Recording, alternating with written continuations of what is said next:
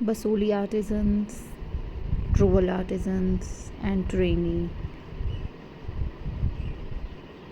सो अस्सलाम वालेकुम my friends, welcome to my blog. आज का ब्लॉग कुछ खास होने वाला है क्योंकि ये जर्नी श्रीनगर से जम्मू तक की है। तो मैं क्या जम्मू करने जा रही थी वो आज मैं आपको पूरी स्टोरी बताऊंगी, क्योंकि इस स्टोरी के पीछे बहुत सारे इमोशंस, बहुत कुछ छुपा हुआ है।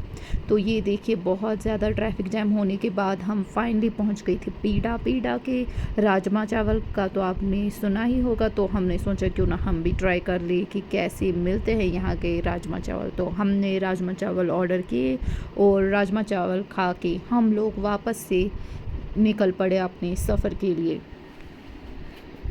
सोचा कुछ ऐसी जगह दिखाऊं जहाँ पे इंसान ज़रूर रुक जाता है, जैसे प्रेम दिया टी, इसके पास हम मिठाई वगैरह के लिए तो रुकते ही रुकते हैं। लेकिन आगे क्या हुआ मैं आपको क्या बताऊं, कितना बड़ा ट्रैफिक जैम लग गया कि हमें बहुत सारे घंटे लग गए इस ट्रैफिक जैम में।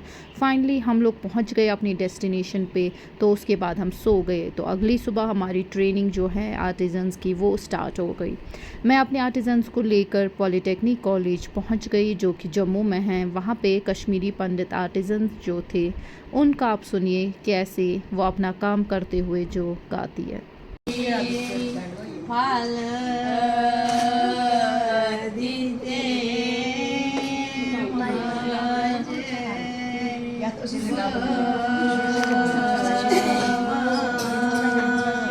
तो ये ग्रुप था कश्मीरी पंडित्स का। उसके बाद जो दूसरा ग्रुप था वो कश्मीरी मुस्लिम्स का था जो कि सोजनी आर्ट करते हैं, और तीसरा ग्रुप हमारा बसूली आर्टिजन्स का था जो कि बसूली ग्रुप से हैं। तो देखिए ये लोगों का काम कैसे अपने काम नज़ाकत से करते हैं। उसके बाद जो ये प्रिंटिंग का प्रोसेस हो रहा है वो मैं पूरा इनके लिए करने की कोशिश कर रही हूँ ताकि इनके लिए ईजी हो जाए। तो मैं आपको इस प्रोजेक्ट के बारे में बोलती चली जाऊँ कि ये 5 साल का प्रोजेक्ट था जो लंदन स्कूल ऑफ इकोनॉमिक्स की ओर से मिला था।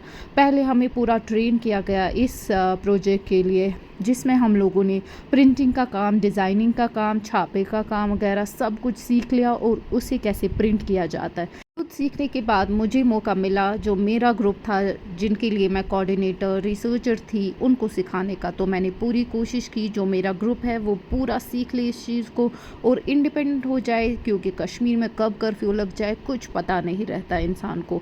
तो उसके बाद मुझे मौका मिला कोलंबिया जाने का, वहाँ पे अपने ग्रुप को प्रेजेंट करने का और इस प्रोजेक्ट में मैं क्या हूँ, मैं क्या काम कर रही हूँ वो चीज़ वहाँ पे प्रेजेंट करने का। तो जो कोलंबिया की जर्नी थी वो मैं आपको छोटी सी ग्लिम्स दिखाने की कोशिश करूँगी, कैसे ट्रेडिशनल से मॉडर्न तक के लोग आ गए और कैसे मैंने वो प्रेजेंट किया कोलंबिया बोगोटा में। Yeah, my name is Uziba. In this project, I have mobilized community women for forming craft groups for enhancing their skills and improving business. It was a new experience for me about learning the things, art of handicrafts and other things related to it. But earlier, I had seen some experience of it as I had seen my mother doing this work since my childhood. What I realized was that my mother used to put a lot of effort and time in this, but it was not rewarding in terms of monetary value, as she used to get very less labor charge for this. So my learning is I faced many hurdles in my journey, whether in printing design process, because this process was completely dominated by man, also known as chapawala or nakash, and there wasn't even a single woman in this field. So when I used to visit those chapawalas, they used to always come up with that this is not for women and you cannot do it. And I was always trying to find any woman in this field who can help me in this, but I failed there. So I visited one imprinting man and motivated them to teach me about this imprinting process. And after my continuous efforts, he agreed for the same. Then I learned this imprinting process. I used online resources as well to make sure that I learned and mastered this art form. And now I'm very good with this art form. And most importantly, I'm happy that I break the myth that this work can be done only by man. तो ये मैंने आपको Bogota की journey दिखाई कि कैसे वहाँ पे सब कुछ मैंने प्रेजेंट किया एंड देन जो एग्जीबिशन लगा।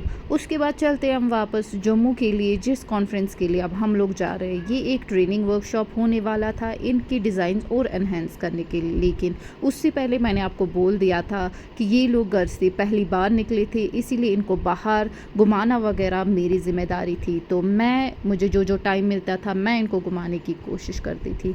तो ये रहा क्रूअल एम्ब्रॉयडरी का काम। जो श्रीनगर के आर्टिजन्स हैं वो नहीं आ पाए इस मीटिंग में, तो जो भी काम था वो मैं आपको दिखाने की कोशिश कर रही हूँ, क्योंकि ये एंड का वर्कशॉप था, ये प्रोग्राम ख़त्म होने वाला था, ये प्रोजेक्ट ख़त्म होने को था।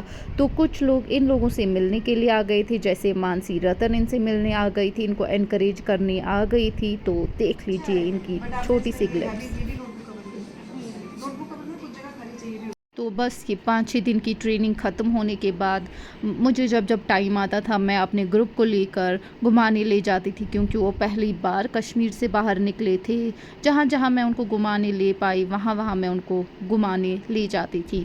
उसके बाद जम्मू में कुछ आखिरी दिन बचे हुए थे और ये लास्ट डे था जब सबको फेलिसिटेट किया जा रहा था।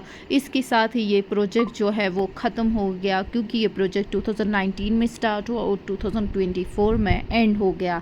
इस जर्नी में मैं आपको बयान नहीं कर सकती कितना कुछ सीखने को मिला, कितना कुछ सिखाया है मैंने आर्टिजन्स को। तो मैं थैंकफुल हूँ कि मुझे ऐसी अपॉर्चुनिटी मिली, ताकि जो हमारा आर्ट है, हमारा जो हैंडीक्राफ्ट है वो रिवाइव करने के लिए मैं कुछ कंट्रीब्यूट कर पाई। ये बहुत बड़ी बात है मेरे लिए।